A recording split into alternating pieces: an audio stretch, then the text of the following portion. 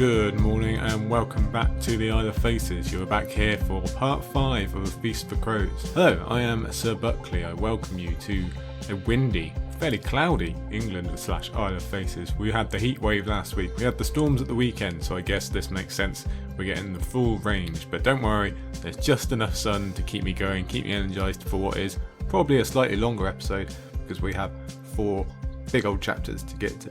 As always, I'm sure you've been listening or watching along to Valor Aurelius over on History of Westeros, so you have my great thanks for appearing here as well over on the Isle. It's always a pleasure to have you, always a pleasure to hear from you. You know how to get in touch with email and Twitter and all of that stuff. I'm not going to repeat it for you.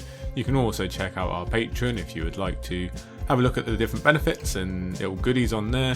While we're talking about that, let me give my obvious, of course, constant thanks to all our patrons, but particularly to Kate M, to Jennifer T, to Archmaester June, Healer of the Lesser Poxes. Special shout out to Archmaester June, she's been sending some lovely messages of late. To Lady Raj, Mistress of Horse, and to Lord Commander Namian Darklin. All of you are so very appreciated for your constant generosity and support, and like I say, you're always saying lovely things. So we thank you, and it's our honour to keep giving you these goodies. So yes, if anyone else would like to have a look at that, feel free. If not, just listen along as always.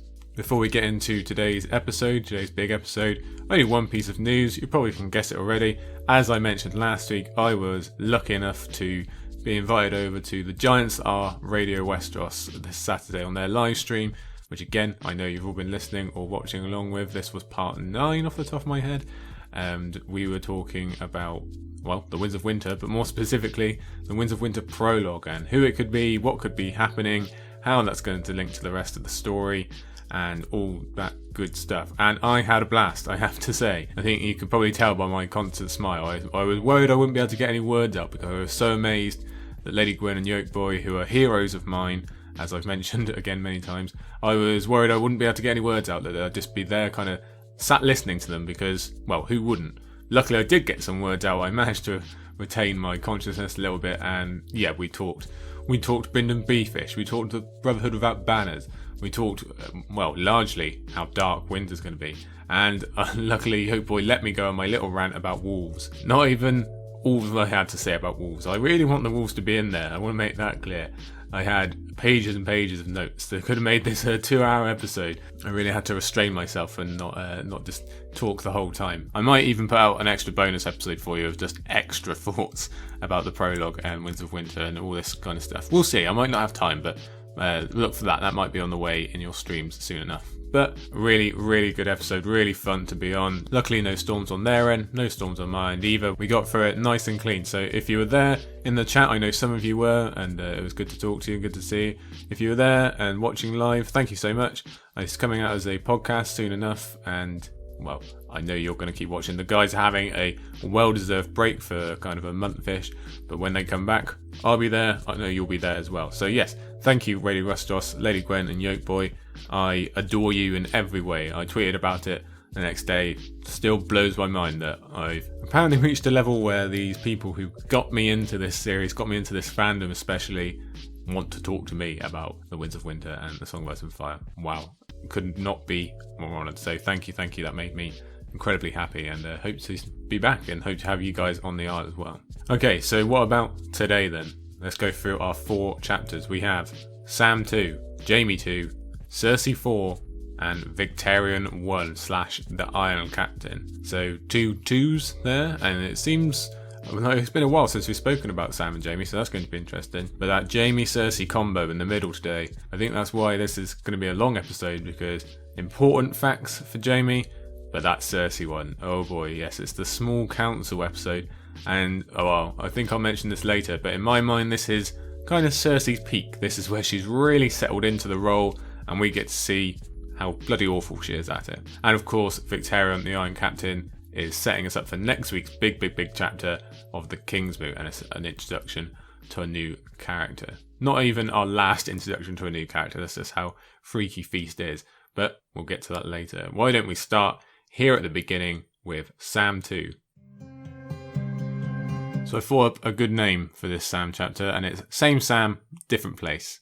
Yes, poor Sam, the man who just wants to sit in a library and kick back, is unfortunately back out on the road after spending the majority of his time in Storm on the journey from hell. He's back out again. So if we're going to talk about travelogue chapters as we have, then I guess this one does really qualify, as Sam, Gilly, Aemon and the reintroduced Victarion are constantly on the move as they sail through choppy northern waters, which, by the way, we have not yet sailed, so add this onto our huge list of places we have not yet been before. And while we're talking of location, this is the last chapter we have anywhere above the neck in this book. This is the most northerly we're going to be for a long time, and that's weird, isn't it? Because we're so used to Winterfell and the wall and above the wall and everything else, so that's just completely cut off from us now. Everything is southerly based from here on out in Feast. And speaking of sailing, yes, it is ship time.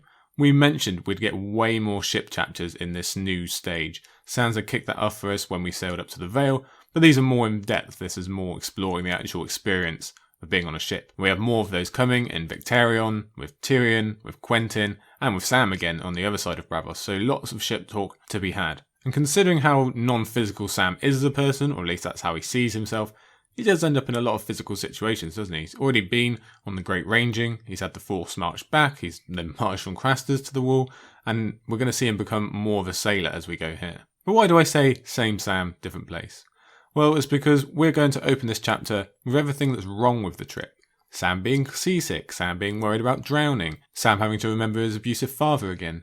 It's very similar to the Sam we were introduced to on that march. Why this chapter, and Feast as a whole, is great is because we can actually see the small differences in himself even if Sam can't. He's much more optimistic, he's much more confident, he just gets on with a lot more stuff. And again, he might not be the best at recognising that, but others around him, and we as readers, do. It's those others that strengthen Sam and give him purpose. And while this chapter, yes, is technically travelogue-y, which we should remove from our fandom's vernacular as a bad word, does not equal bad chapter, it also has some incredibly important plot beats for Sam and the wider story. Yes, we have our reintroduction to Victarion and who he's become and will become in the future.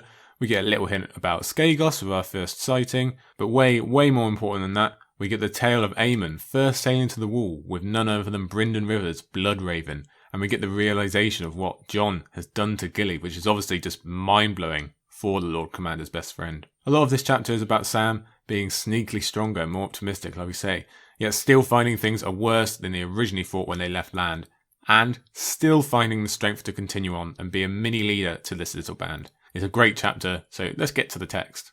We'll kick off with a quote. The sea made Samwell Tarly greensick. So from the off, we start with the negative. And this isn't a rarity in Sam chapters. Go back through Storm and you'll find the same thing for a lot of his starting sentences. Here in this chapter, it immediately continues with the second paragraph, where Sam also includes drowning as his main focus. He's thinking about being ill, he's thinking about drowning, and in a moment we'll have memories of Randall Tarly just chucking him in a pond as a way of teaching him to swim. All of it is clearly negative. But why does that come up first? Why are we discussing that?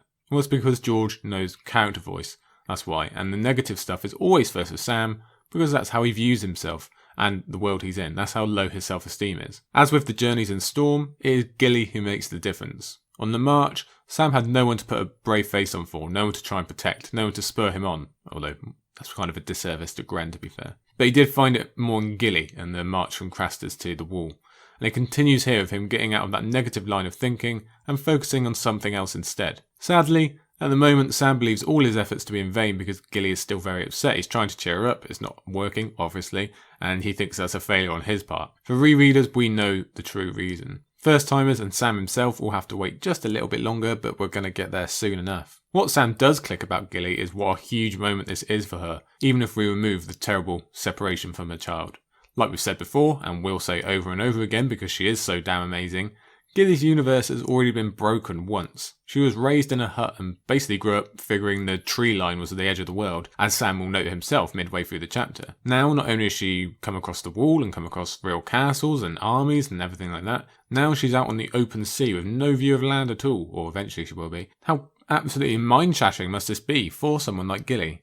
Yet she handles that, and the baby thing, with more strength and grace than anyone has any right to do something like that. Sir Aerys Hocart had the right of it last week. The women are the strong ones, and Gilly is jaw-droppingly strong. Here's another quote from Sam here. The water had gotten in his nose and in his mouth and in his lungs, and he coughed and wheezed for hours after Sir Hyle pulled him out. So before we move on from this beginning here, I want to pay special attention to this quote. Let's remember our chapter sequencing first off. Remember, Brienne was our final chapter on the last episode, so this Sam chapter comes directly after that. giving George an opening for some good old sequencing. This memory means a little more now that we've actually met Randall in person and seen his cruelty up front like we discussed last week.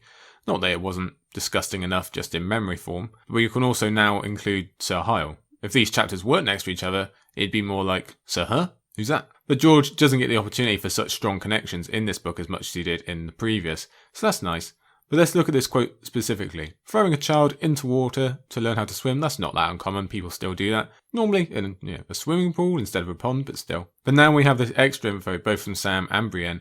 We can just imagine how careless and cruel Randall would have been, how much scorn he would have laid down on Sam for not immediately being a natural swimmer and instead coughing or sputtering. And we can see where those feelings about water come from. It's another real abusive part of his past. And all that ties in with his further thoughts he has here about his journey, about not wanting to become a maester and definitely not wanting to see his father. As we discussed when Jon brought it up, Sam should really want to become a maester. Okay, the sight of blood and the corpses thing, that's okay, legit, lots of people would have trouble with that.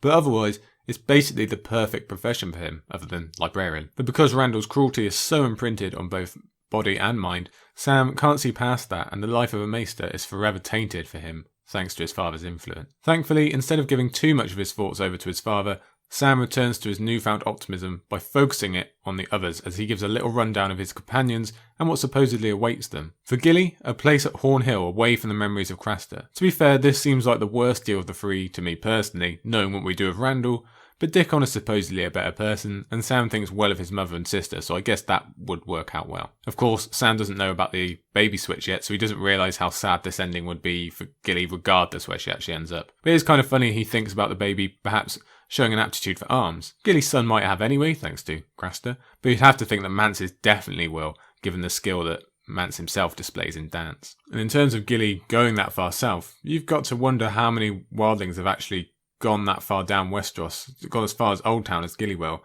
as anything other than slaves. A handful, maybe, if that.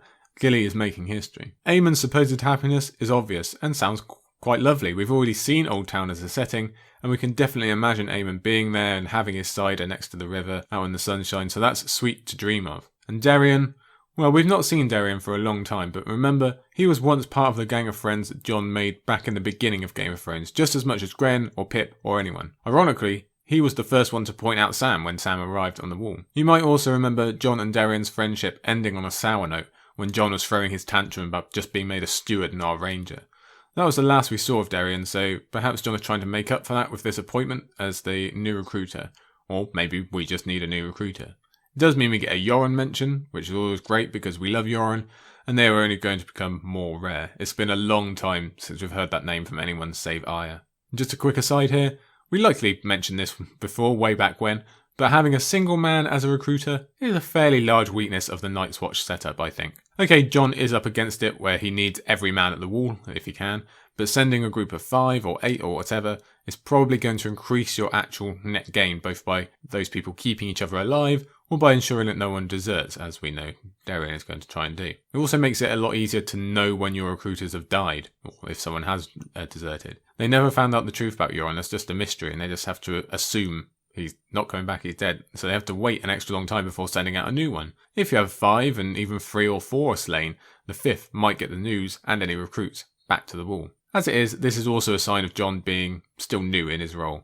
A recruiter like Yoren was undoubtable because his loyalty had been forged ice hard by the years, although it is worth mentioning he apparently got the job when he was much younger. But Darien is still young and dreamy and clearly not the man best suited for this role, but I guess this is how they learn. Jon has got to make some mistakes. To bring it back to Sam, this is a really endearing moment for him as he thinks on these 3 potential happy endings and uses it as motivation to keep going and be strong, even if he's not getting what he wants. He puts it like this: that was Sam's solace.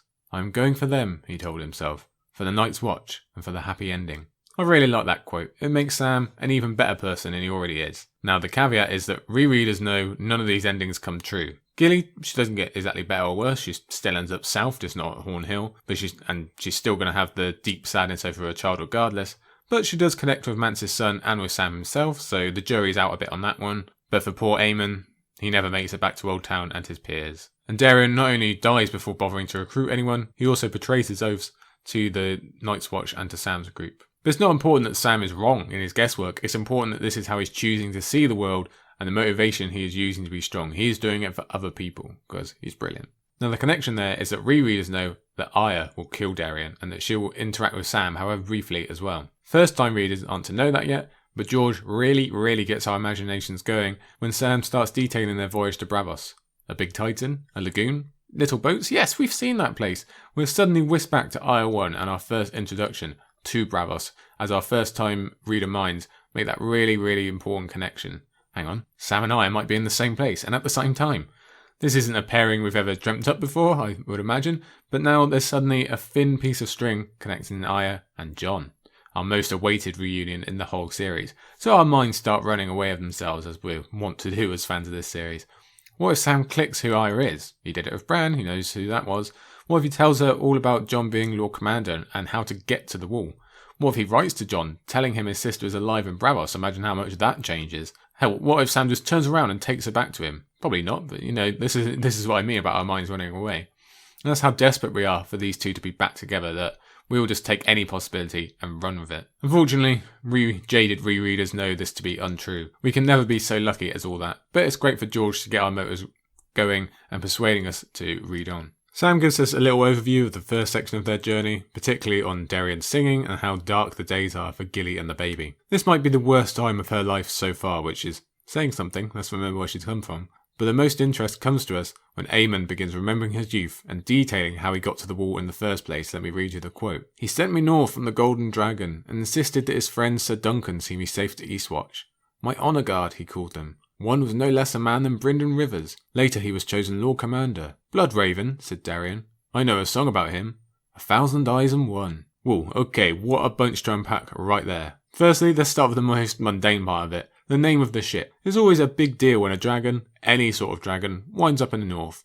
And quick aside, but if it ever does turn out any of the Lannisters are half Targaryen, and I hope it doesn't, they should absolutely be called the Golden Dragon. But more than that, we get a dunk mention.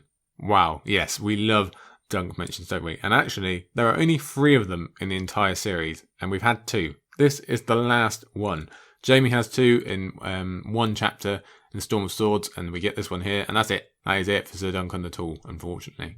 Thank the Lord we have the Duncan Eggtails to get us through. So I don't think I need to tell you how valuable those are in piecing together the life of, well, our favourite Dunk. And again, we are next to a Brienne chapter here, so just bear that in mind. Supposedly, we will see more of Dunk in the north in one of the future novellas, and, well, you would think we're going to find out loads more about him in the next Fire and Blood, but it's cool to get that mention and make the connection between 2 of our favourite characters, isn't it? And it's also strange to think that Aemon was double Jon's age, was in fact nearer to Ned's age when he first came up to the Wall. That is just weird to consider. And just as interesting, Bloodraven, the one we basically have confirmed is sitting in front of Bran Stark somewhere above the Wall. He was on this ship as well, and he was once Lord Commander. That gives us plenty to think about or make connection to in terms of Jon, or the Lord Commander's Raven, or any of that stuff. But the much better thing to theorise on is exactly how some conversations might have gone between our beloved Maester and the former Hand as they sailed ever northward. Is there connections about Rhaegar's eventual prophecy and what he was up to? Do they know something of the larger story? I don't know. I don't know if we'll ever find out, but I like to think so.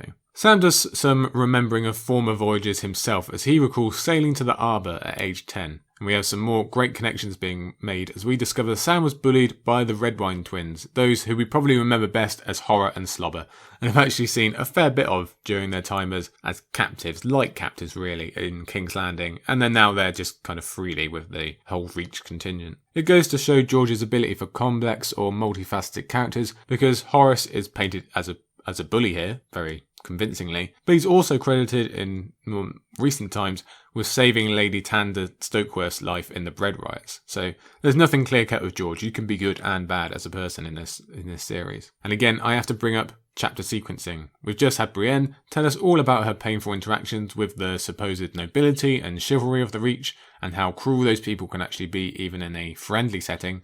And now we're getting much the same from Sam. And in terms of finally having met Randall, and you might remember me saying he's Tywin on a smaller scale, I submit this quote to you. Aye, a pinch of pepper, a few nice clothes, and an apple in his mouth. Thereafter, Lord Randall forbade Sam to eat apples, so long as they remained beneath Pacto Redwine's roof. Insecure much, Randall? Someone tries to make a joke about apples, and now you can't even see your son with one because you're just so worried that someone's attacking your ego. Can't we just see Tywin doing this exact same thing? any threat to their machismo or their egos by way of their sons, and they can't handle it whatsoever. What an incredibly stupid reaction to have. Don't eat any apples, someone might compare you to a pig. That mixed with the fact that both fathers were humiliated by their failed attempt at finding betrothals, which is what Sam was doing there, that really sets off the comparison for me. I really think Randall is just a lesser version of Tywin. And Horace, he also seems like someone Randall would have enjoyed having around. That's who Sam would have been switched for. But it's mean to split twins up, so I think this is the best all round.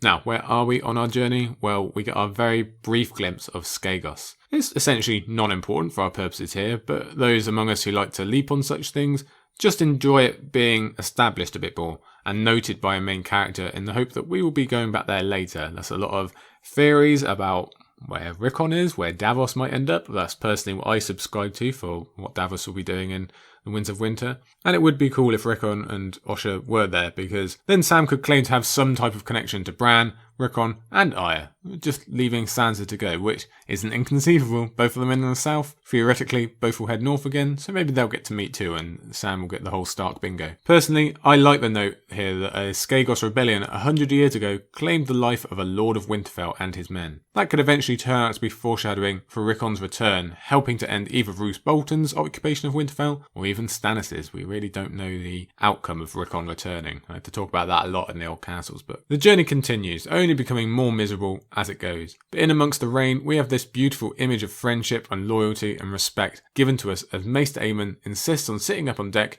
even while it pours down. And it's beautiful in the view of an old man who's been frozen up on the wall for over half a century and is really taking the time to experience the world while he still can. It's also beautiful in his loyal steward staying next to him and getting just as soaked, even if he doesn't really understand what's going on here. And of course, when Aemon wakes, it leads to this, the most referenced part of this whole chapter, I think, and for good reason, because it's a hell of a quote. Aemon's blind white eyes came open.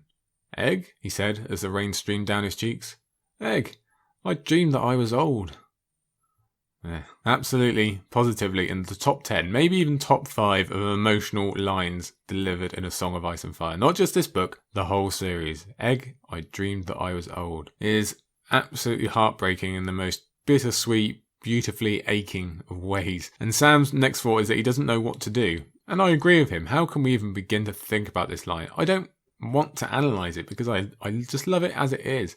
And I think if you're anything like me, you'll have emotions strongly enough related to it, so we can just leave it perfectly alone as it is and just appreciate it as a hell of a line. But what it does do is push Sam and Gilly into action when Aemon takes a chill and the first of many storms come upon them. And again, we have to admire Gilly when Sam finds her sobbing, and yet she leaps right into action to keep Aemon warm. Even when Sam makes an unwitting faux pas about her son, she handles it amazingly well. Unfortunately, those storms keep coming and everyone stays gloomy. Victarion becomes more and more of an ass on every page, especially as he finds some booze and gives hints of what Bravos Darion's going to look like. Sam worries about the dangers of the sea, the dangers of the crew, and even of Darion in terms of danger to Gilly. So that's raising our heads and getting us really worried, isn't it? Because we know what George is capable of. But Sam doesn't cower away from that possibility of such danger. He keeps his knife sharp and he stays by Gilly's side. He stays the man whose growth we've enjoyed witnessing. And the chapter doesn't exactly get lighter at its close either. Sam, at his wit's end now with this storm and kind of cabin fever setting in, finally has to have Aemon spell things out for him with this quote. "The babe will still be Dalla's son, and not the child of her body." Even in this world of Westeros and beyond, where any number of terrible things are just accepted as the way things are, this idea of the babies being switched is almost too monstrous to comprehend. Heartbreakingly, Sam goes through everything they've been through together before arriving at his ultimate conclusion. One that is such brilliant writing from George in terms of connecting the thematics of the early chapter with the end. No happy choices and no happy endings. He wanted to scream, he wanted to howl and sob and shake and curl up in a little ball and whimper. That's how badly this realisation affects Sam. What's interesting is Sam working out the logic in the decision. He sees it as Jon being willing to sacrifice one baby, who is apparently worthless, for another. Whereas Jon is obviously of the opinion that the fact the baby at the wall is Gilly's son and not Dalla's will keep him from being burnt and no babies will have to die. That's his thinking, that this is devastating for all adults, but this way no children die instead of having one child die. Sam is seeing it as one baby doesn't matter and the other does, and that's how harrowing this decision is to him. I've got to say, I have always been worried about Jon's line of thinking, because clearly not enough people know the truth about this switch at the wall. And I might be misremembering here, so feel free to correct. I know Val knows, but really that's not enough because Melisandre, the crucial factor, definitely doesn't know. So there's a huge risk of Melisandre just doing some quick horrible burning while Jon is busy. What happens if Jon leaves Castle Black for any sort of time? Or, if something else pretty bad puts him out of commission? Hint, hint.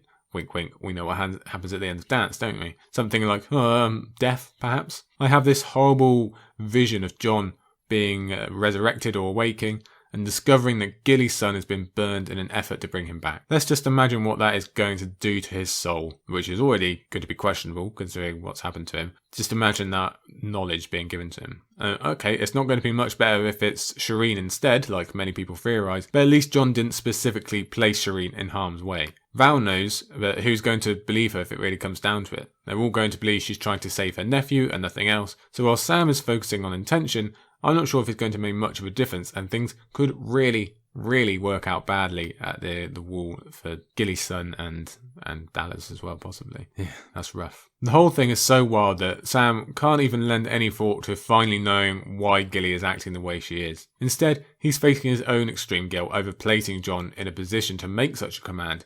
Something he thought would make the world a better place. Sam thought he was doing well, and it's actually turned out he's played a role in what's happened to Gilly. Again, it's brilliant writing considering all the focusing on the possible happy endings and how Sam used that as motivation, but now he's come to the conclusion it's the opposite. There are no happy endings. And this is before he actually finds out the true fates of Aemon and Darion, so things are going to get worse here. I think we should take note that Sam really could have gone very dark here with this revelation. This really could have destroyed him. Everything that's happened to and will happen to him as well. But luckily he doesn't have that kind of soul, and he still has Gilly and Aemon around for now to keep him afloat. I think we should also note Aemon uses the title Lord Commander and then Lord Snow when referring to this decision about the babes. Never uses the word Jon. And some of that is because he gave the kill the boy advice in the first place. I think some of it is also because it's going to help him not ruin the memories of young Jon, whom he obviously cares about. This isn't easy for anyone, despite best intentions. We finish with Sam looking at storms out on the horizon and thinking it's only going to get worse. We can look at that in the context of Sam, or even a feast, but I wonder if George is trying to get across a much larger point about the whole series, something I spoke about a lot on the live cast on Saturday. Despite how terrible and awful much of Feast and Dance are, remember that George has warned us Winds is going to be much, much worse. Before whatever victories, and big air quotes there, victories, we can scrub from Dream of Spring. That actually fits in well for a chapter where a typically negative man finds strength, now is going on for his companions. He does it now, he'll do it again. Sam keeps growing, even if the world around him keeps getting darker. So let's leave the sea now, we will return later. Let's go back to the capital instead as we go in for Jaime II. For someone so central to Feast in general, it seems weird we're this far in and have only just reached Jaime's second chapter. I don't think if you'd asked us to guess at the beginning, we would have expected to reach Sam II before Jaime II. But remember, from our first Feast episode, we discussed how Jaime has a slow start in this book only to really pick up frequency later on. And this is good evidence of that. It seems we've been away from King's Landing for some time between Cersei IV and Jaime II, even if it's not a lot of time in the actual book there. According to the timeline that we always reference, it has been about 2 weeks, so Cersei has really had a chance to get her claws into the city and the war effort and try to instill her own policies and make her own appointments, etc. And it's going to be very, very fun as we see how terrible that's gone over these next 2 chapters. Interestingly, Jaime II takes on a mirror effect to earlier Cersei chapters, especially that one that we just had Cersei III last week. He gets a conversation with his Uncle Kevin, even covering some of the same subjects.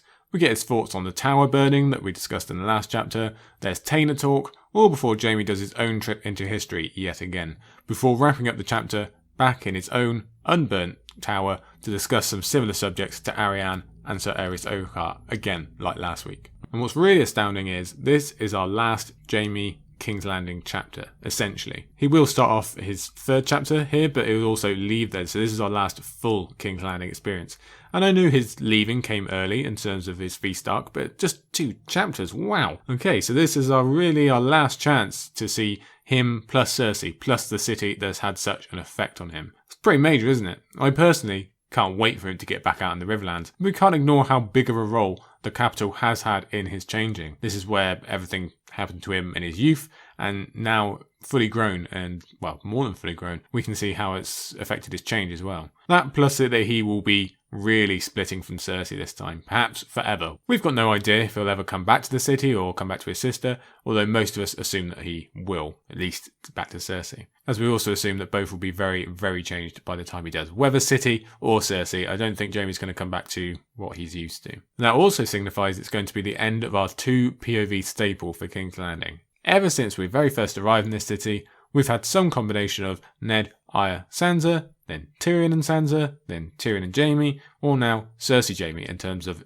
what POVs we're getting of the city. That's going to end. We're only going to have one now. So to be left with just one lens, it's going to be a very different experience for us, just one kind of view of looking at the city. George does offset that slightly by giving us Kevin in the epilogue of Dance of Dragons, but that doesn't really count, does it? And I wouldn't expect that to stay true for too long in Winds, that kind of one POV structure. There's Griff, there's Arianne, possibly one of the Stark sisters, even Brienne or Jaime will come back to this city. Or, further in the future, Tyrion, Victarion, Daenerys, those type of people. I think they will return. But let's get to the actual chapter instead of looking too far into the future. We kick off, as it seems we have a bunch of times already, with our actual goodbye to Tywin Lannister. Yes, this is it, I promise. Last time we have to put up with his earthly body, even if we've still got plenty of his legacy to deal with going forward, especially when we get to Tyrion. As we mentioned before, Tywin is leaving the city in a regal fashion, much like he entered in the throes of war. The difference being, he went in alive and comes out dead. Tyrion has already noted in Storm, he also came in on top of the world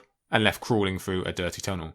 But at least he got out alive, didn't he? Jaime's going to complete the trio pretty soon. He came in broken and dirty. He isn't going to be exactly healed when he leaves, but he's improved, much in body and soul. He's tidied himself up a bit as well. And leaving with Tywin is the main contingent of Westerly lords, Westerman lords. Sure, it's only 100 crossbowmen and 300 men-at-arms, so 400 doesn't seem all that many to lose in the grand scheme of things, but cast your mind back just a little bit to Clash of Kings, when we knew Stannis was coming and every man was worth, well, a whole lot more. How valuable would an extra 400 men have been back then for that assault? Wouldn't they come in useful if the city was to come under attack again in the near future? Perhaps by a young Griff and his supposed father, or even a girl with dragons. Yes, we've reached another huge aspect of the Feast King's Landing storyline. How the city becomes weaker and weaker in terms of military strength as we go. I don't think that's discussed enough about King's Landing. A lot of these seeds are going to be set right here in this chapter and in Cersei's next one. And 400 men will seem even more valuable as we go. Even for something like dealing with the Sparrows, which we'll also cover today. Besides, it is not mere numbers being lost here, but commanders of value as well. All these Western lords would have been immense use to both Cersei or the city in general, but are now leaving. They're going home. The majority of them aren't going to be used by the crown at all, and a large part of that is because of Cersei's already suffering rule. The best representation we have of that is Kevin Lannister. Note that, like Aemon a moment ago, Kevin refers to his nephew as Lord Commander rather than his actual name.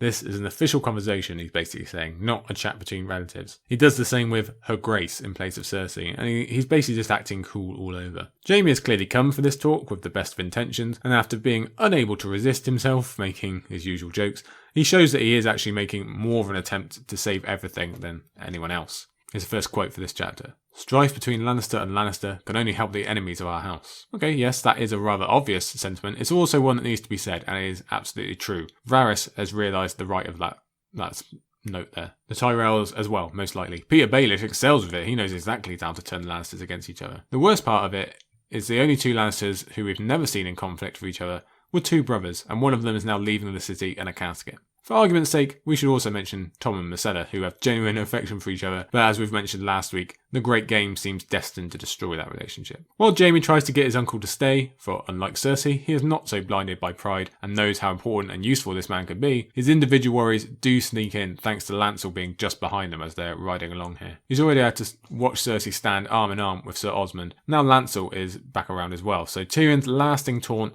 lives on as Jaime's mantra, the one we see repeated over and over again. Fucking Lancel and Osmond Kettleblack and Moonboy for all I know. Impressively though, Jaime seems to separate his actions from his insecurities the most of the three Lannister children, in this case at least. He can convince himself it was all a lie from Tyrion and gets on with the task at hand instead. That doesn't erase it as a mantra or a worry. This will forever be bothering Jaime, and we're going to revisit it in a minute anyway, but being able to put it aside for the greater good is admirable. As Cersei did last week, Jaime talks with Kevan about supposed Sandor and the raid on Salt Pans, whose details we are unfortunately made to hear yet again. I really wish we weren't made to. And again, despite intentions, things don't go Jaime's way. Here is a quote. "You would do well to keep your knights around you." His uncle gave him a cool stare. "Is that a threat, sir?" A threat? The suggestion took him aback. A caution? I only meant Sandor is dangerous. This really makes you feel for Jaime. As has happened with Brienne and Storm, with Loras, even with Edmure later on, Jaime trying to do the right thing will often result in people assuming he is trying to do a bad thing. It's a prejudice he has been suffering ever since he became the Kingslayer, and I think this one cuts a little deeper because he is genuinely trying to care for his uncle.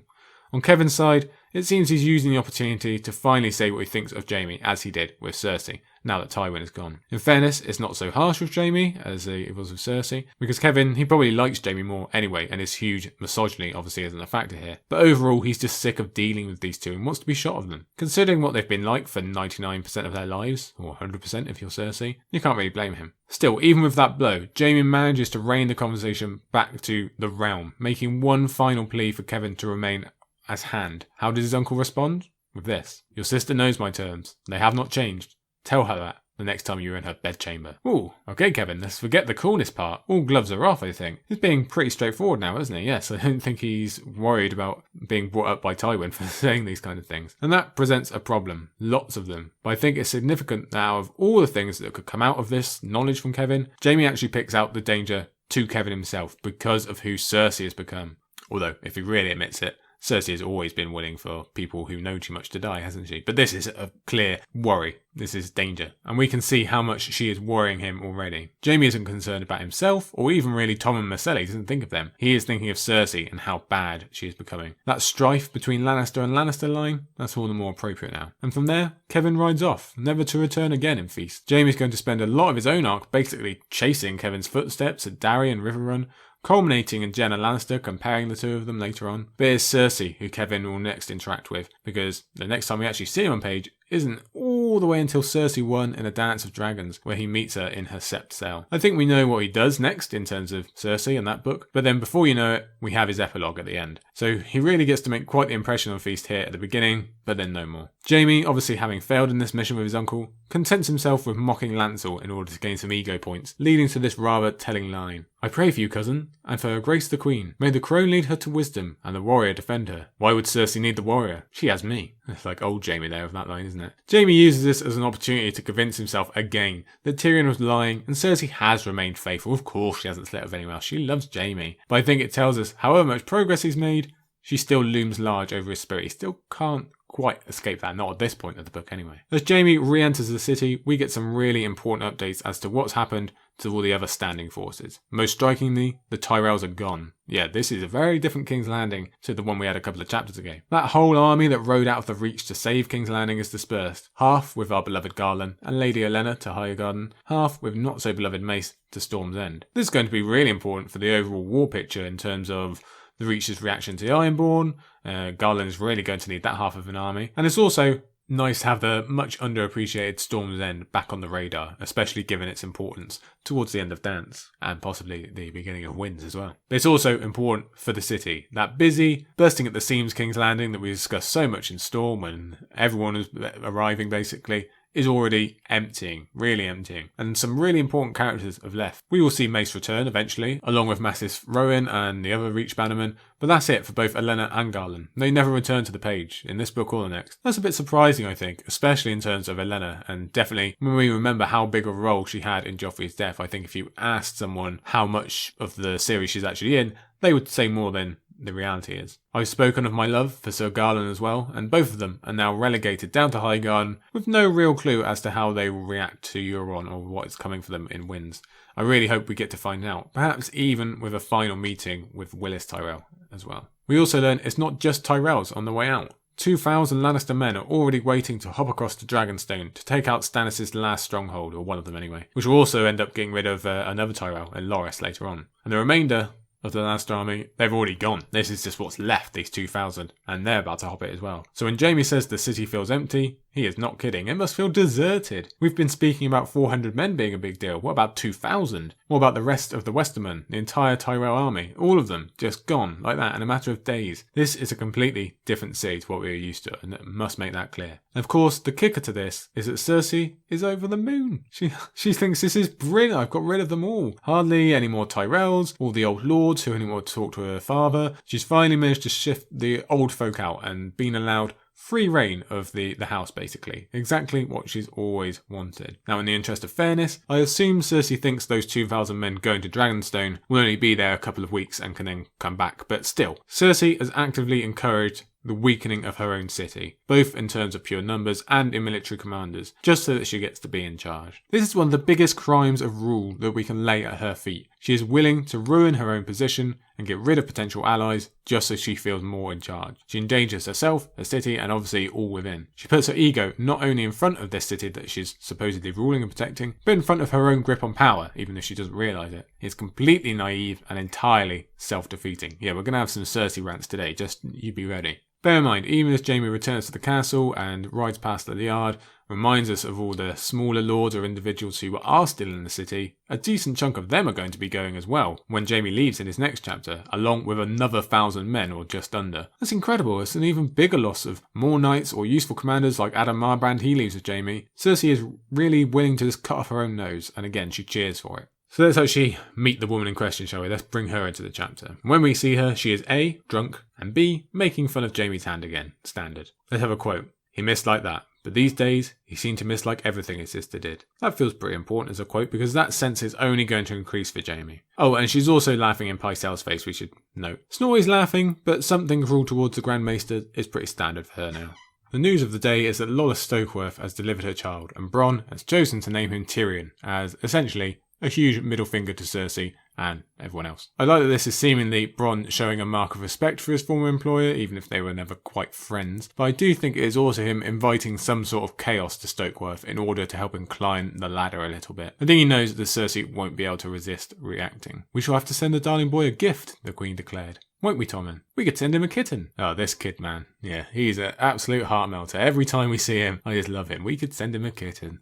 Long live Tommen. But this news matters little to Jaime. Instead, it puts him in mind to truly analyse his sister and begin comparing her to the biggest shadow of his life. Here's a quote. Jaime knew the look in his sister's eyes. He had seen it before, most recently on the night of Tommen's wedding, when she burned the Tower of the Hand. The green light of the wildfire bathed the face of the watchers. She is crying, Jaime had realised, but whether it was from grief or ecstasy, he could not have said. And then later he has this. The sight had filled him with disquiet, reminding him of Aerys Targaryen and the way a burning would arouse him. We've already discussed a bunch how Jaime will come to view his sister in this book in terms of her volatility, her decisions, her ego, her cruelty, and with this wildfire stuff, she becomes more and more like the big enemy that Jaime essentially gave his life to defeat every day. In this instant, conjoined by the wildfire watching, Jaime steps back in time to really visit how terrible a person Aerys was, not just to the realm at large, but members of his own family. The passage about Rhaella is intensely painful to read, and I do think it's one of the biggest shames of the series that Rhaella will probably just remain essentially unknown to us and little more than a name. It would be really great to get some happy memories of her as a person, but I wouldn't hold my breath. We already know from Storm that Jaime was hugely affected by having to bear witness to certain atrocities, and this one may have been the worst of all. Let him be king over charred bones and cooked meat, Jaime remembered, studying his sister's smile. Let him be the king of ashes. Yeah, we can see how bad this is getting for their relationship. If Jaime is beginning to compare Cersei to someone who was capable of what Aerys did to Rhaella and what he planned to do to everyone, that really says something. Something that will clearly see influence Jaime at the end of the book. I think the main thing he's dragging out of this is that Cersei will care more for herself than the realm at the end of the day, in its most extreme possibility, as Aerys did. Though Jaime doesn't say it, I think he's clearly worried about the sexual element as well here. If Cersei can get turned on by wildfire, as Aerys did, what does that mean for her standing there with Osmond Kettleblack and the hours after? Yeah, that is going to bother him. But getting back to the present, Jaime questions Cersei's apparent trust in Taena Merryweather. Cersei, in a first for us, admits that Taena is on Marjorie's side, but also that she has control of the situation by using that knowledge to her advantage. I used Taena to feed the little queen what I wanted to know. Some of it is even true. Cersei's eyes were bright with mischief. And Taena tells me everything Maid Marjorie is doing. Does she? How much do you know about this woman? Yes, it's very confusing, this part, isn't it? And absolutely indicative of how complicated and damn near unplayable this game actually is. Is Taena reporting back to Marjorie? Is Cersei capable of using her as a double bluff? Or are Marjorie and Taena completely aware of that fact and are sort of triple bluffing Cersei, as I believe? This kind of politics is a complete minefield, and Cersei's overconfidence is a good sign. She's got no idea where she's stepping. It actually seems like she's got worse at this type of thing from the Cersei we saw in Game of Thrones and the Clash of Kings. She's just unravelling, and basically she's getting worse the more powerful she becomes. The info Taena has given her about Olenna and a chest of old Gardener coins certainly makes it seem like Cersei is being played. That and her confidence in her knowing Taena's mind merely because the two of them are mothers. Maybe she's right, maybe she's wrong. Judging by the end results though for Cersei, I think we know where most guesses lie. Cersei also gives us an update on what's been happening further north, and the storylines will focus on more during Dance in relation to Roose Bolton. What we learn here, possibly for the first time, is that Freys will also be going north, including two we know in Hostine and Aenys, both participants in the Red Wedding. So first time readers are definitely hoping that they find some comeuppance in the north. And don't forget, Jaime did interact with Aenys while at Harrenhal as well, so that's a little note for you there. But the main focus returns to Kevan and the handship yet again, with Cersei giving us another example of her genuine belief that anyone who doesn't adore her is intrinsically awful or useless, as she claims Kevan is old and done. Let's have this first from Jaime. Here I thought it was about governing the realm. I govern the realm. Seven save us all, you do. His sister liked to think of herself as Lord Tywin of Teats, but she was wrong. Their father had been as relentless and implacable as a glacier, where Cersei was all wildfire, especially when thwarted. So now we're really hitting the nail on the head, aren't we? Jaime goes further, citing her lack of patience and judgment, and Cersei really doesn't help herself with her philosophy on the required strength of hands, which really makes no sense at all. It's the sort of logic a schoolchild might come up with. She doesn't improve matters as we go down the steady list of new appointments, most of whom we're going to be dealing with in the next chapter. Of course Paxter Redwyne is going to be a better choice than some nobody for Master of Ships, that's as clear as day. But not only is Cersei flying in the face of Jaime's solid advice that he gives here, she genuinely thinks he's an idiot for suggesting such, and that she's actually a mastermind. Here's a quote. Paxter Redwyne would be a better choice. He commands the largest fleet in Westeros. Orain Waters could command a skiff, but only if you bought him one. You are a child, Jaime. Redwyne is Tyrell's bannerman, and a nephew to that hideous grandmother of his. I want none of Lord Tyrell's creatures on my council. Tommen's council, you mean? You know what I mean. Yes, a slip of the tongue telling us what we already know. Cersei is already mentally abandoning the pretense that she's doing this for Tommen. This is about her council, her councillors, her power. That's why she wants the young men to boost her ego, or maybe someone like Qyburn, who has already proven himself useful to her, but no one else. He seems loyal, that's why she liked him. It doesn't matter whether they actually qualified or not, or what the wider political ramifications are, it's just whoever Cersei likes. Now, I am a terrible Crusader Kings 2 player myself. I've still got no idea what's going on in that game. But I know enough that important offices can be given to people for political gain. That's pretty basic theory, isn't it? But Cersei completely ignores that aspect as well. In the case of Qyburn, okay, fair enough, he is pretty good at the job, let's admit. But look at the optics of inviting a disgraced maester, a former member of a band who brutalised your people, onto your council. Can you not see what that says about you and the legitimacy of your reign? Well, no, she can't. Try as Jaime might, it all comes down to Cersei still being really pissed that Jaime refused her and that this particular tantrum is never ending. She shows off that fury Jaime talked about earlier in the chapter, and before you know it, she's chucking wine cups at his head. Jaime isn't leaving just yet, but this is essentially their split. This entire chapter has been about Jaime thinking about how terrible Cersei is for the city, their son, and the realm, and he really goes full tilt and addresses much of this to her face. But to no avail. We've said again and again, there's no repairing this situation. Thank you, Lord, for Jaime. The chapter closes with another scene of Loras and Jaime in White Sword Tower, with Loras doing his best spoilt high school athlete impression, and Jaime actually doing a pretty good job of keeping his tongue for once. Jaime is leafing through the White Book again and lists a number of Kingsguards to Loras. Some of these we've heard about in the saga, more we have heard about in Fire and Blood, but some still remain a mystery to us. You'd think this is going to be an even cooler passage to read back after Fire and Blood number 2. I'd like to put down Greatheart, please, as the one I want to learn about the most.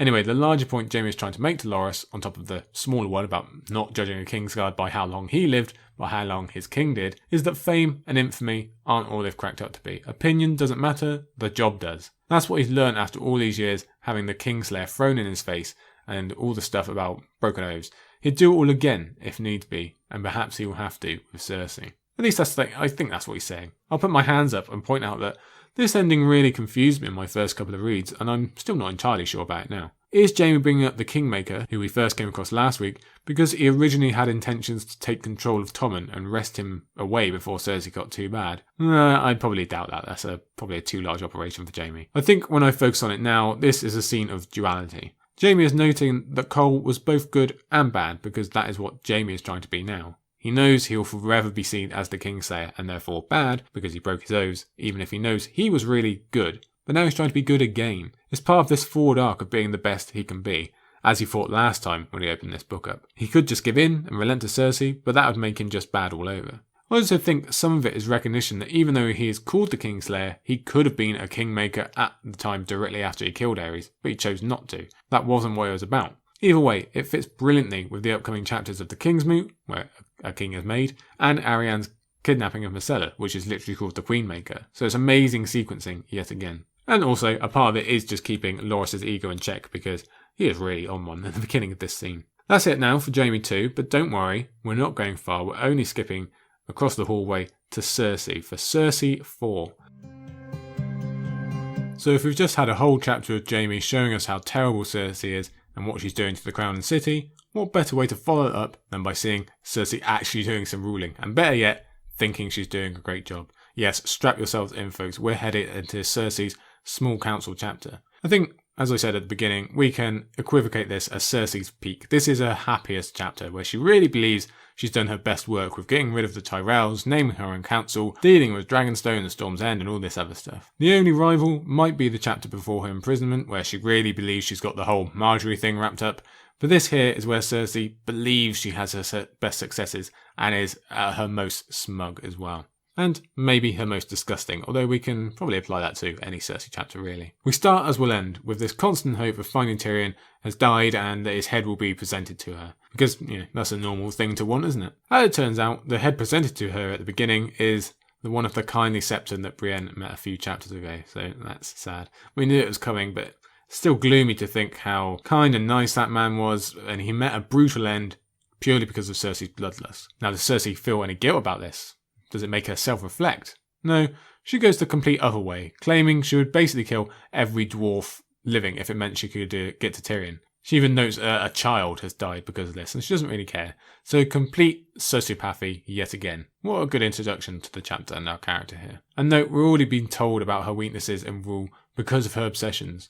These three men who brought the head seem like the lowest of the low, but Cersei still genuinely thinks about raising them to lordship had they been successful, merely because she would enjoy seeing Margaery uncomfortable. It's ridiculous, and I feel like I'm going to go overboard with saying stuff like this in this and future episodes, but I'm really not. Cersei is just that bad. She doesn't even think of the reaction to making these men lords, or how she inherently weakens the office and title of lord by giving it away in these terms. That doesn't cross her mind. Obviously, she hasn't studied her father's interactions with Vargo Hope. Another quick note for this opening page: the bells of the Sept of Baelor are ringing in mourning. It's a real quick line that's easy to overlook, but even if you notice, you're wondering who they are playing for. And, well, let's skip ahead a couple of pages here, because it turns out the bells are ringing for the late High Septon, and their ringing is getting to Cersei. We don't have this pointed out to us exactly just yet how the High Septon died, but her annoyance at the bells could be a hint to underlying guilt. Probably not, it's just recognition. Anyway, Cersei's victim list is slow at the moment, but it is going to pick up speed soon enough.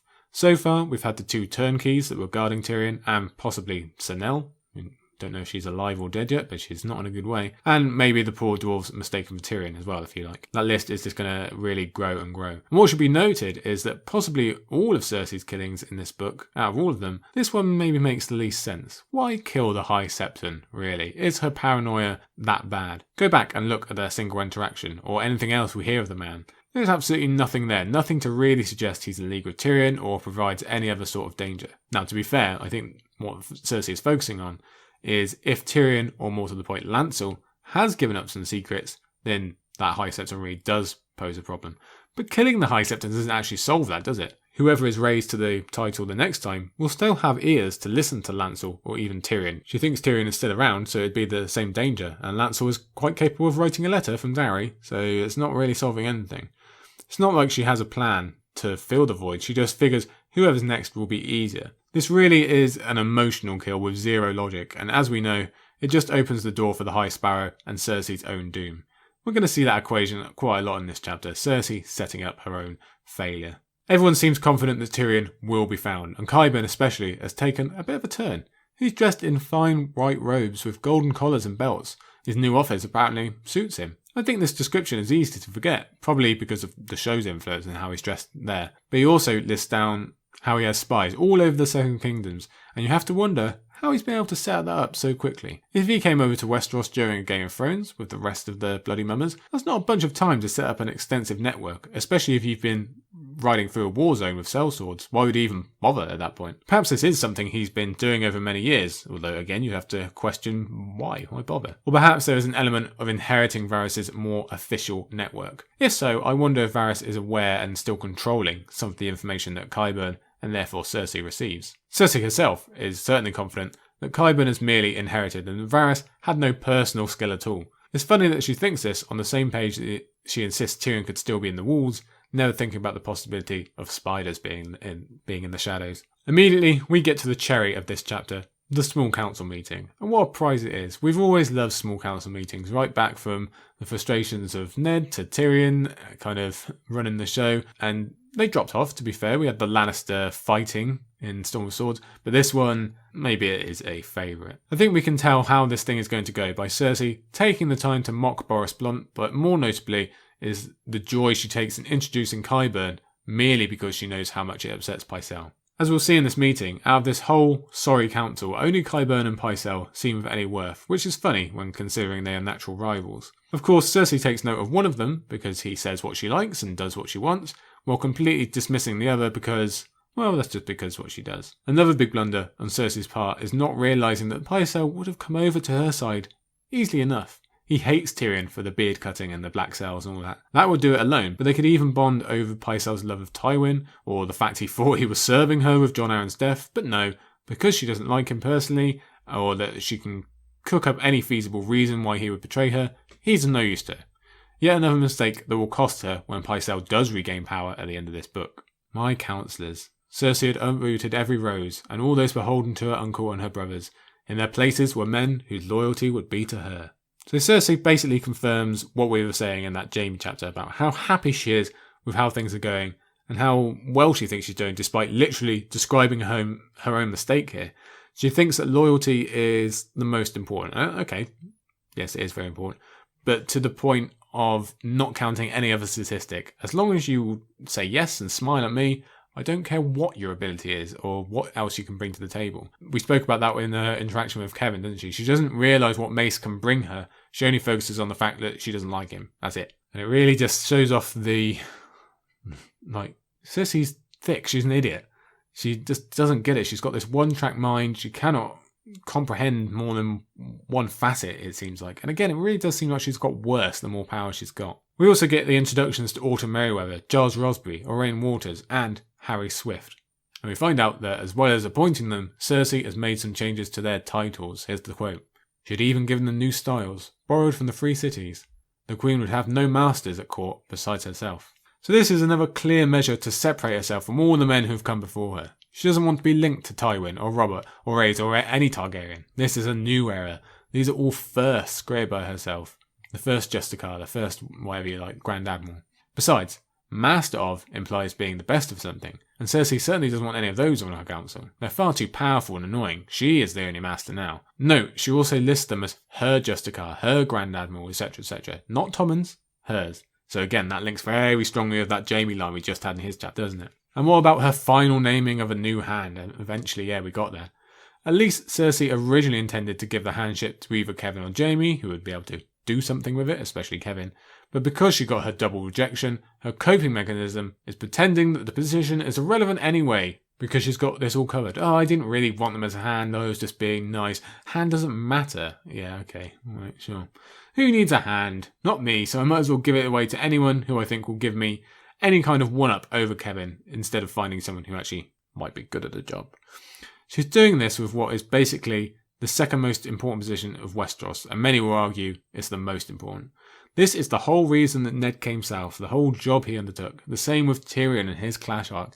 Look at how many stories from Fire and Blood depended on the ability of the hand. This position has been a major building block of our narrative. Cersei should, or does, know it's important, yet still just throws it at Harry Swift so she can basically sweep him out of the way. That's why she's giving it to him, because she knows he's not going to make a big fuss, so just tend to be quiet, he'll be quiet, and I might get a little dig at Kevin, it might annoy Kevin, so why not? It's the same with every other appointment. People who agree and stay out of the way.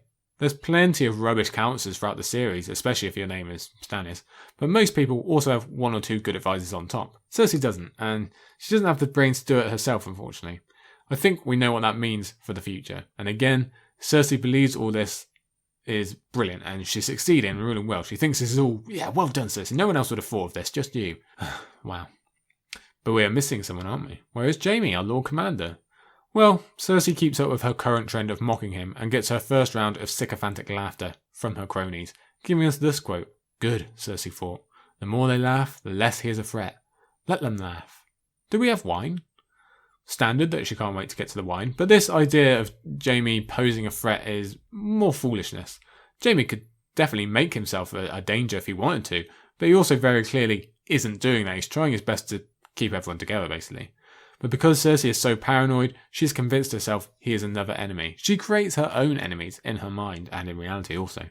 The first of the many, many subjects we'll cover in this meeting is the Dornish and the sending of Gregor's head, air quotes again, Gregor's head to Sunspear, and we learn for the first time that Balon Swan will be the man to deliver it. So the city is yet further weakened, because Balon is one of the best fighters left in the capital, and he's basically being used for delivery service. Well, that and his secret task that first-timers are not to know about yet. That's the real reason she's willing to lose him, even if Boris could be delivery boy just fine. And don't forget, they don't yet know that Ahsoka is going to die, obviously, so there would be a total of 2 Kingsguard given over to this task. I understand Myrcella's safety is paramount and she wants to get her daughter home, but you'd think she'd want to keep one of the best swords by Tommen, especially if she mistrusts Loras and Jaime. I guess she really is putting her faith in Osmond, isn't she? Talk of the secret task can be saved for when we actually get to find out what it is, but I find it difficult to believe that Balon Swan would consent to murdering Trystane on the return journey. I wonder how much he is actually told, and whether Jaime is consulted about any of this whatsoever. Next up is the Sparrows, and finally we have some payoff from Brienne seeing them go in the opposite direction in all of her chapters. Apparently as many as 2,000 are now in the city, and though not all are going to be fighting men, we can already see the shift of power in terms of the numbers and how many of Cersei's soldiers have just left. Cersei isn't actually even bothered about this issue. She doesn't give it its due attention, instead allowing her thoughts to wander to Orain Waters and his comparison to Rhaegar Targaryen. Here's the quote. She wondered if Waters would shave his beard for her. Though he was 10 years her junior, he wanted her. Cersei could see it in the way he looked at her. So the quote in itself, pretty hilarious, the absolute conviction that he must want her and how out of touch with reality she really is. But let's play devil's advocate and consider the chances. Is Cersei right and Orain is making the pretty eyes to stay in the good books until he can get his ships? Or is this just what she sees because she wants to see it and has a real need for ego boosts? Either way, she's certainly not thinking about his actual credentials. There's a real sense of inappropriate conduct in the workplace here, although, as Cersei notes, it'd be a drop in the ocean compared to what women in positions of power have put up with in Westeros' history. But she does think about making him shave his beard just to line up with Rhaegar more. It's weird, and there's such narcissistic tendencies on display throughout this whole chapter, really. She was always startled by how differently men treated her when they thought that she was Jaime, even Lord Tywin himself. More on that story, please. I'm going to guess Tywin never did catch on to that particular trickery. And back to Orain. He also claims the Golden Company are crossing the Narrow Sea in a moment, only for Qyburn to correct him and point out they are still headed to Volantis. So again, he proves his unworth.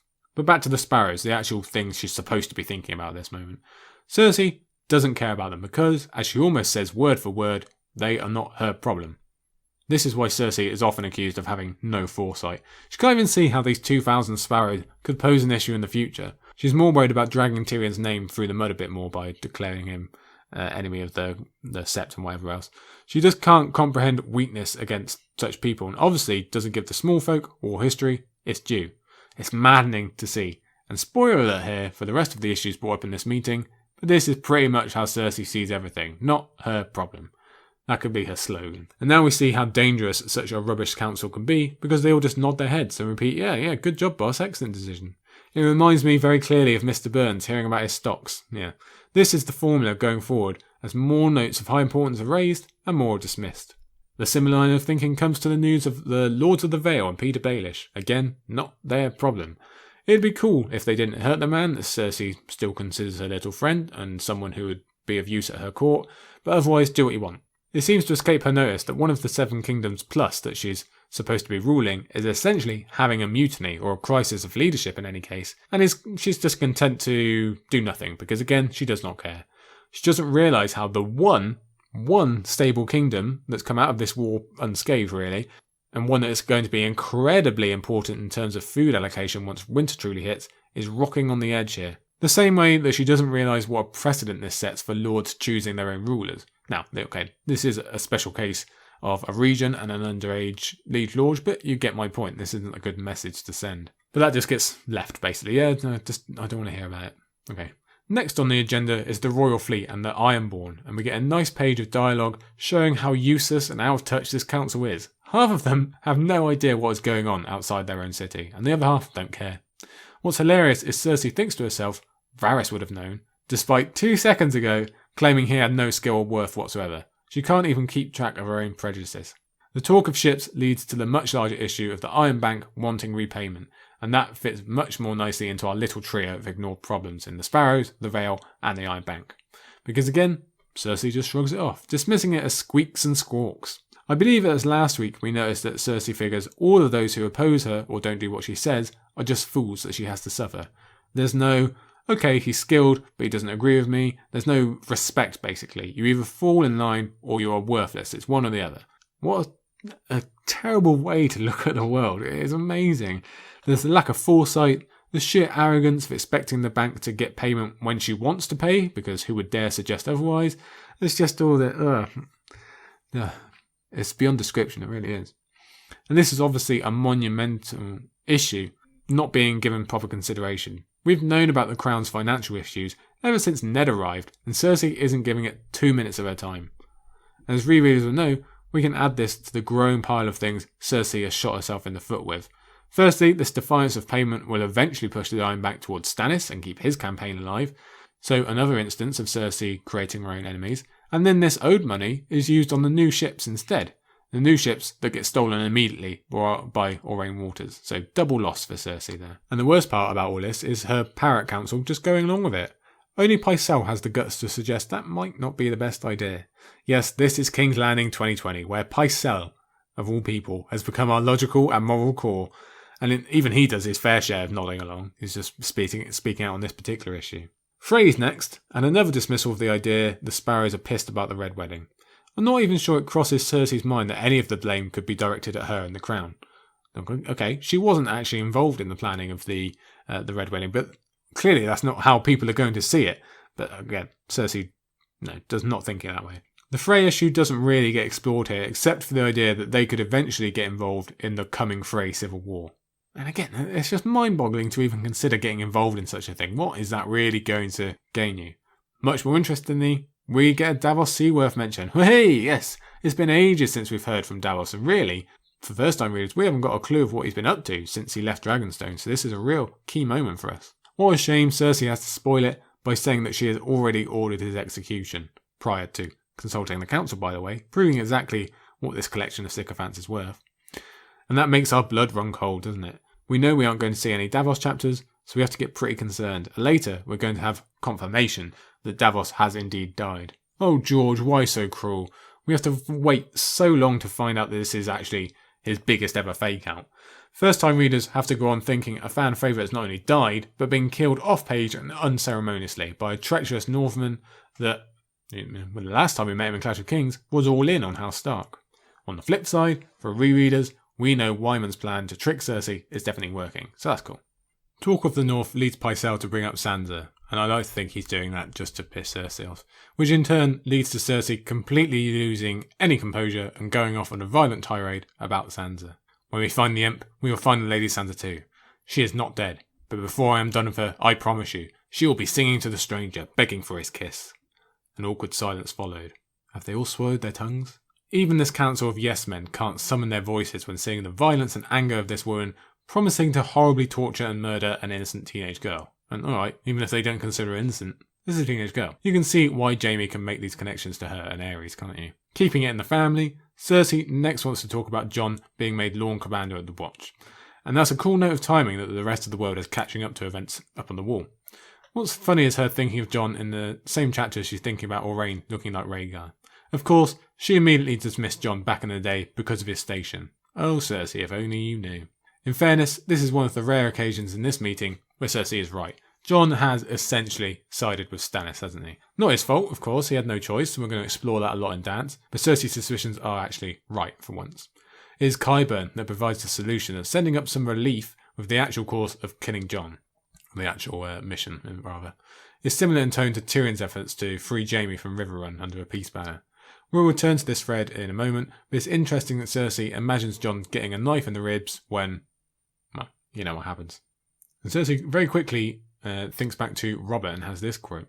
Once, after that sorry business with the cat, he had made some noises about bringing some base-born daughter of his to court. Yes, how close we came to Maya Stone being in King's Landing. Cool of her to be of her father, theoretically, but very glad she didn't come just to be murdered by Cersei. Besides, she would miss her mules. Anyway, it's a good reminder Cersei thinks it's totally fine to murder children. And actually, while we're talking about quotes that rile me up, let's have this one. Neither of the Boltons much would care that she was actually some steward's whelp tricked up by Littlefinger. Okay, right, you've stepped the line now, Cersei, because we know what she's referring to there. She is talking about Jane Paul, and how dare you, of Cersei, of all people, talk about Jane Paul and the fate that you gave her by giving her up to Littlefinger. You evil little witch. Oh, Jane Paul, nah, not going to talk about her. We'll be there for days. Shut up, Cersei, basically. Just before meeting's end, we get a nice little callback to the prologue when Aurane brings up the talk of dragons. Unfortunately, Cersei is even less willing to listen to such rumours than her father was, and news of Daenerys is completely dismissed. I've got a feeling that's going to continue until she's right on the doorstep. So ends what might be the most hilarious small council meeting of all time. Certainly it seems the busiest. How many different points did we fit in there? And do you know why so many got included? Because they barely dealt with any, that's why. Though the meeting is brilliant for showing off Cersei's rule, the largest plot progression here is the hatch plan and continued seduction of Sir Osney, the third Kettleblack. All of her relations with the Kettleblack brothers makes for a difficult part of Cersei's arc to properly analyse. I don't want to diminish her power over men, but it's troubling to see her have to give so much of herself over to the Kettleblacks of all people, just to get things done, especially when she could have got such control through the usual channels if she just thought about it a bit. It also says something about her losing grasp of her power, which I think we can see hints of when Osney is pretty forceful in declaring what he wants, and we're going to see more of that in future chapters. She clearly demonstrates she's got no idea how to wield her regency and instead has to rely on her looks and beauty, something with a finite time limit, and I think deep down she knows that. But the larger part is that Cersei has settled on the idea of framing Marjorie for adultery and getting rid of her that way. This is obviously going to be a huge plot point going forward. Really, it's the prevailing plot point of King's Landing, and it's going to wind up changing everything by book's end. We've already seen Cersei have thoughts and hints about this, but now she's actually putting plans into place, and it happens to serve the double function of getting rid of Jon as well, and likely Sir Osney. Much as she promises him a lordship and her body when he returns, I don't think she's going to be weeping tears if he is executed by the Night's Watch, which she would have thought he would be. Anyway, credit to Cersei here because she does do a decent job of convincing him why this would be a good idea and plays his male ego brilliantly, so you can see why she feels so smug. I was made for this, she told herself. Okay, Cersei. Finally, we close with one more brief interaction with Taena, whom Cersei is using to set the seeds of her ploy by suggesting the idea of Osney to Marjorie. It's another laugher as she tells Taena to not be obvious in her interactions with Marjorie and the releases of information, while also not really clicking. That's exactly what Taena might be doing with her. Let's have this last quote. In the dream, it was Tyrion's head they brought her in their sack. She had heard it bronzed and kept it in her chamber pot. Yeah, this is how depraved Cersei has become. She feels genuine joy over her dream that she can pretend she's defecating on her little brother's head forevermore. She truly has lost it. Oh, these Lannisters, oh, this queen. What a chapter for really showing us how terrible Cersei is as a ruler. I think it might be the very best for that particular purpose. And it's actually pretty amazing how quickly Cersei has ruined everything, how she's thrown her house's long history in the gutter, she's completely weakened her own city, got rid of any potential allies of any use, and throws herself a parade about it with every step. We're actually going to have a break from Cersei finally. That's probably fitting that we have this chapter because next week is our one episode with no Cersei chapters, and then Forevermore we'll get one in all further episodes. Let's move on to our final chapter of the day here with Victarion 1/The Iron Captain. So here we go, new POV time. You'd think we would have reached the end of that by now, but we still have one more POV to be introduced to with our first Arianne chapter to come next week, as we enter what is really the hinge of both the Dornish and Ironborn plots in terms of the Kingsmoot and the Queenmaker plan. In keeping with their mirrored structure, which I know I am obsessed with, both of the two storylines hit major points within 2 chapters of each other. The majority of that is going to come next week in the Kingsmoot and Queenmaker chapters, so we'll save most of that talk for then, but this is still the opening to that little section here. It still feels unfair to me that we only get one superb Asha chapter, but now have to put up with 2 each from Victarion and Aeron. I do enjoy Victarion a bit more as a reading experience, even though his character himself is as awful as Aeron, and generally I do find his overall arc much more interesting than Aeron's, but having said that, this chapter gets overlooked a lot because of what is coming straight after it, the actual Kingsmoot. And that's fair, really. Of course, we're going to remember the one of the huge game-changing plot point more, but this one still has some interesting points. It's important for us to get acquainted with Victarion, first of all, as he's going to be important going forward. We get some more of Asha, which is always good, but most importantly, we actually get to meet Euron, potentially one of the biggest antagonists in the series, so pretty major. But who is it we're actually dealing with as our POV here? We have to remember that this is technically a reintroduction. As discussed a few weeks back, we have met Victarion before, but only in the briefest of moments. Since then, he's been toiling away on Moat Cailin, getting beaten down by the Crannogmen. But while he's been out of mind, he has been playing a big role in the War of the Five Kings. That control over Moat Cailin and the Neck changed a lot of destinies, including those who perished at the Red Wedding. So it's not like Victarion himself is a complete nobody, even if we still know next to nothing about him. Funnily enough, Vic leaving Moat Cailin with such a small force also has major consequences for the North in terms of the dance storyline and Roose getting back up there, back into the North. Would Victarion and his great numbers have made a difference when Ramsay attacks from the northern side? Probably not, but it'd be a darn sight better than what they ended up with. It's worth mentioning here that we do get some details on the actual warfare of the Neck in this chapter. This fighting has been happening the entire time, but we've never been privy to it. We will at least get to see some of the after effects in Theon's dance chapters. I just want to say, long live the Crannogmen. I hope we get to see more of them. As a person, we'll learn fairly quickly that Victarion is not the brightest. In fact, he goes pretty far in the other direction, as dim in wits and dim in personality also. He's an empty shell, not too different to Areo Hotar really. He's a bland guy who kind of shuffles along, resting on 2 constant motivations, violence and burying the grief over his wife. Now, he will become a bit more enigmatic, I guess you could say, as we move through his arc, but certainly here, he's a bit bland. We'll see how he's a natural follower on the grander scale. He doesn't want kingship. He isn't seeking love. If he's told he's going to be king, alright, fine. If not, okay, but just hope it's not Euron. Basically, that's his motivation here. He's definitely not a dynamic person, although, like I say, he will improve on that mark as we go. Victarion is pretty famous for being a dumb character, so it's fitting we have him placed right next to Cersei, isn't it? What a good ending to this chapter. We start off with lovely Sam and good old Jaime trying his best, and we end with these two. Immediately here on the first page, we are introduced to not only new people like Victarion himself and Newt the Barber, but also another new place in Old Wick and Naga's Cradle, a place that is clearly important in Ironborn history and culture. As Victarion explains, even though Balon wasn't chosen by Kingsmoot, this is still where he came to be crowned and make his declarations. You know, the ones he utterly failed on not once but twice. So we understand straight away we've got some very important chapters coming up. This is a place of high worth. Straight off, we learn that, unlike his relations, he's not completely confident in his chances for being named a king and even had to be talked into trying. That's certainly not how it normally works with our royal claimants across the series, and it goes against the bullish nature we've heard of Victarion so far. But it's not as interesting as the hint we have of there being a major issue between Victarion and Euron. Here's the first quote. Euron Greyjoy, king of the Isles and the North. The thought woke an old rage in his heart, but still. We've seen Aeron hate Euron, now we're getting the hints it's the same for Victarion.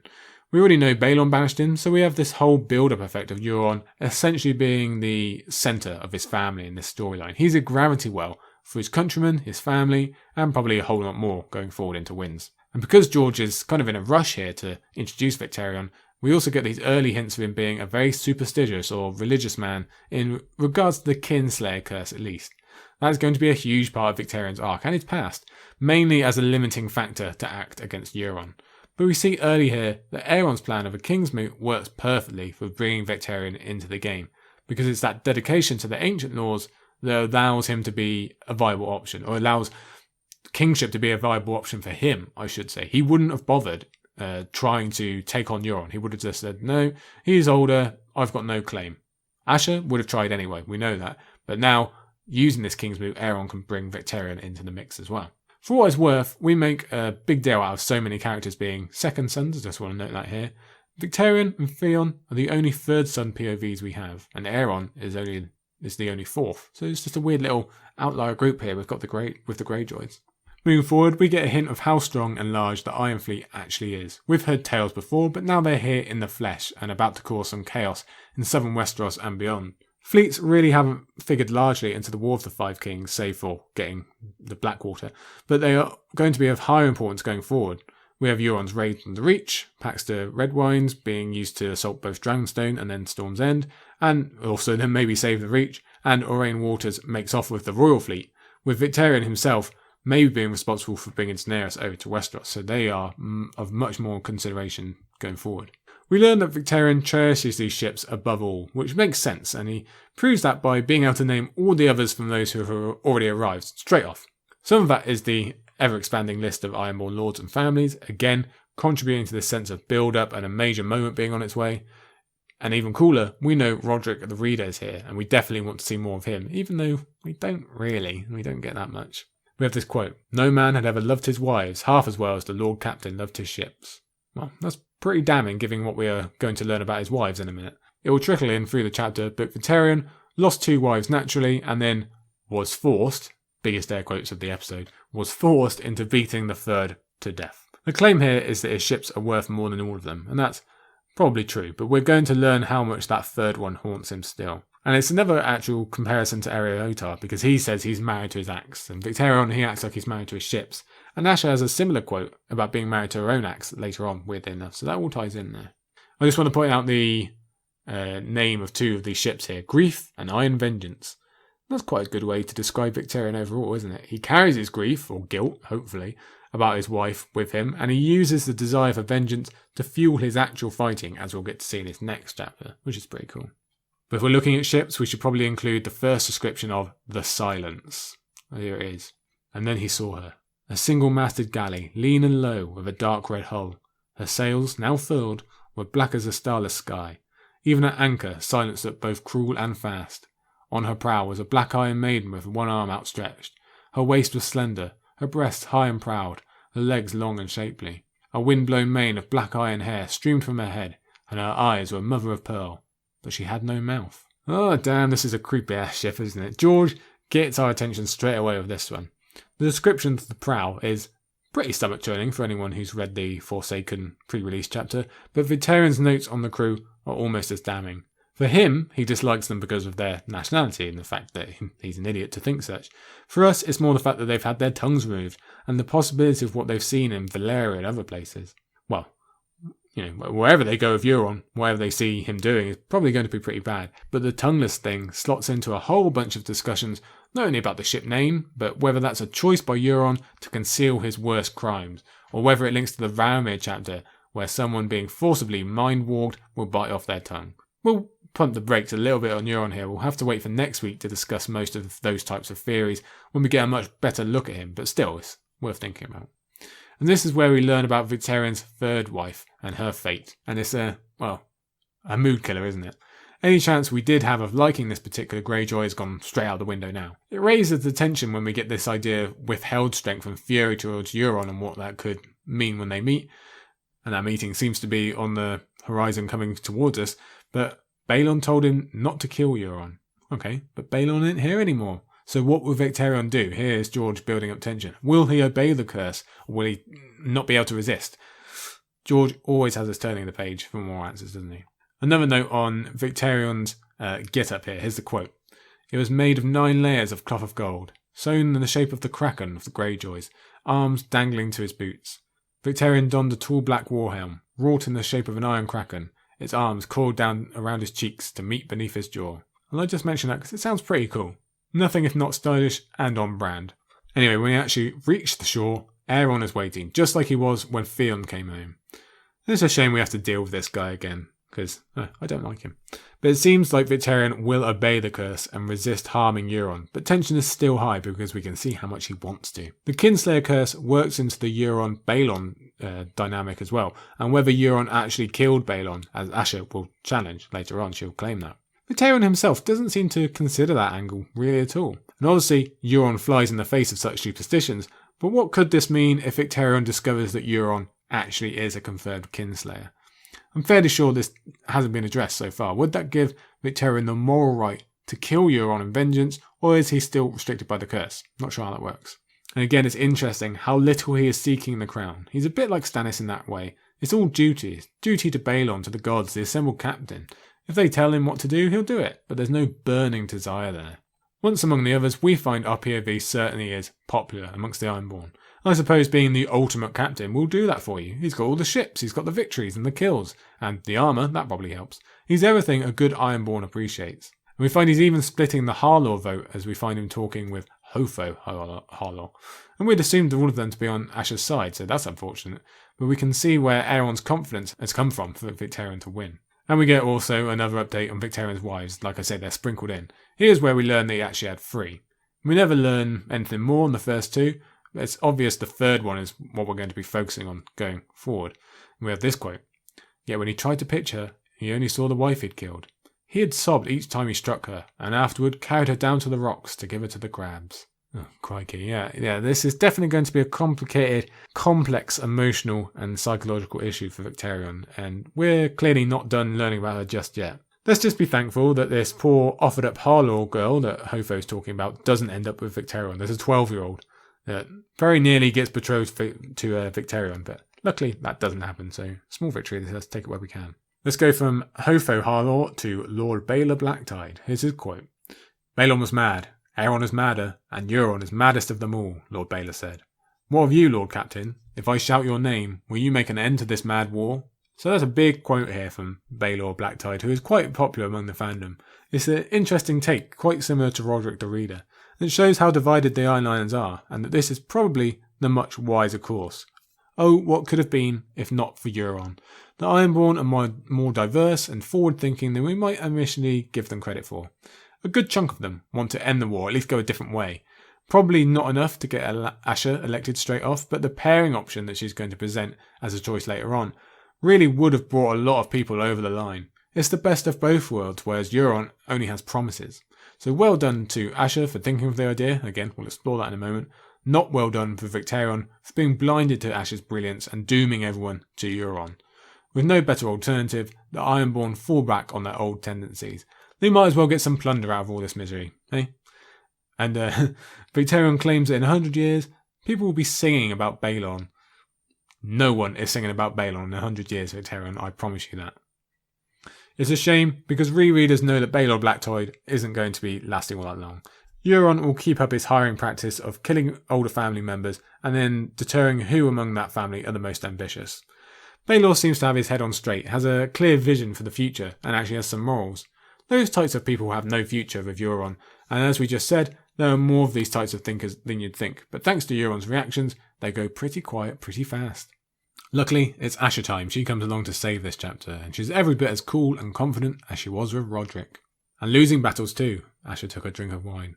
Victarion did not like to be reminded of Fair Isle. Every man should lose a battle in his youth, so he does not lose a war when he is old. That sounds like a pretty typical quote for losers of wars, doesn't it? Yeah, losers of battles anyway. And we also get this quick note that Asha has landed elsewhere and rowed across the island, and that might be the critical decision that leads her to being able to escape later on. Victarion does his best to impress his sexist, ancient, very ironborn views, and Asha doesn't bat an eyelid. She counters every point, making her own case that is really quite hard to deny. She is the total package, especially for those who do not want the war. And it seems even the many who do want it finally want a different direction. So maybe she had a chance. It seems like the beginning of this chapter serves to make us think either Asha or Victarion could win, but then they are interrupted by a grand entrance. His hair was still black as the midnight sea, with never a white cap to be seen, and his face was still smooth and pale beneath his neat dark beard. A black leather patch covered Euron's left eye, but his right was blue as a summer sky. His smiling eye for Victarion. Crow's Eye, he said.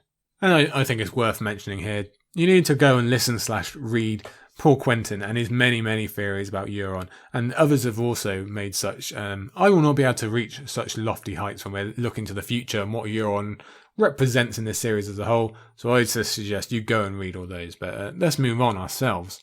That's quite the description, isn't it? And we meet a few of Euron's pals as well, who will be of note later on.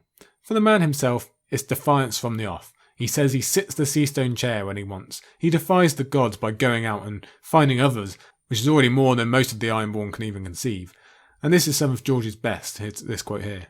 You serve one god, Damphair, but I have served 10,000. From Ib to Ashai, when men see my sails, they pray. So he completely just goes off the board, talking about killing gods and being better than them. It's completely outside the realm of normality, or outside the box for people to even consider. Ironborn, they just don't think about these things. And again, he is wondrous to them. He's really here to mix things up. And already, after just 2 or 3 paragraphs, Euron has completely claimed the dominance of this little gathering, this little pre-gathering. Any influence Aeron did have has just been halved, and his indignant reaction and storming out doesn't do him any favours in terms of catching votes. Euron turns on Asha as well, especially when she all but accuses him of Balon's murder. Euron goes to the trouble of denying it, but he's clearly got enough confidence that he doesn't need to think up too strong a story, he doesn't really care. Whereas Asha, well, she gets in some zings on the cods, and well, they do get a bad intro here, don't they? But the issue of Asha eventually having another husband is also being set up for her later fate, even if she does manage to get away and return to the north. But she defies each of his supporters too, and this, of all settings, so I think we should give her some more respect for having that kind of confidence. She's even willing to get her axe out over the matter, and she's so cool in this moment, I would definitely wager my money on her coming out a winner. But with Aeron gone, it falls to Victarion to actually keep things decent and not descend into a bloodbath, so okay, well done for Victarion for doing that.